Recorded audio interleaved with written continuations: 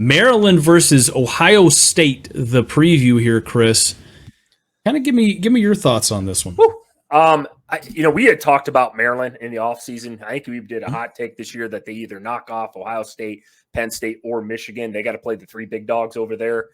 But Maryland's 5-0, man. Nobody's been talking about them. In most polls, they're not even ranked, which is really surprising to me.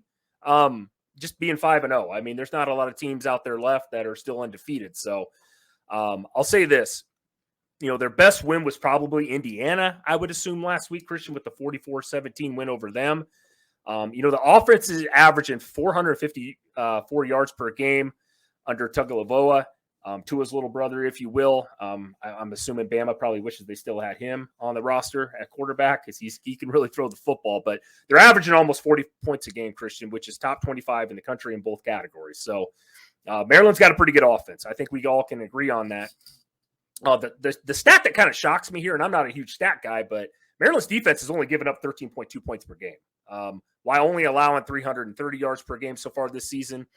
They also got 14 sacks to go on the year. That's a lot. That's top 25 in the country. Looks like these guys can get after somebody. I know people in the chat are going to tell us, well, who have they played? That whole thing. I know they haven't played a ton of competition, but there's a lot of teams out there that haven't either. We could say the same about Michigan so far this year if we want to. But so far, pretty impressive with the Terps this year. I really am.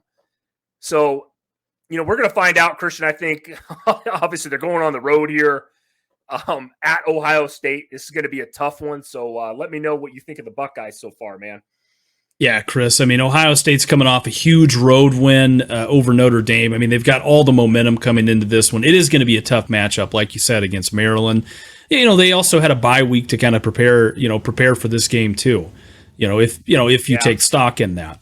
Yep. Here's the thing, the stat that I look at that surprises me the most, right? Through the first 4 games, Ohio State's defense looks a lot better than they did last year, Chris. They rank 6th in total defense this year.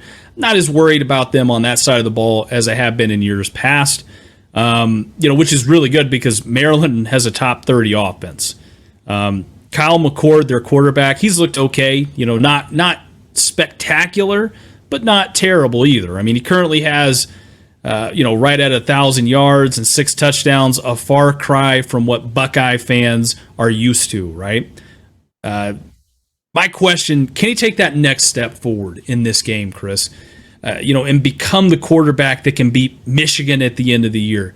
Can he do that by rocking a top 40 Maryland defense? And I don't know. That's going to be yet to be seen. Struggled a little bit in that Notre Dame game. I think they kind of redeemed it there on that last drive. And yeah, I mean, they survived, and that's what you got to do sometimes in college football, survived.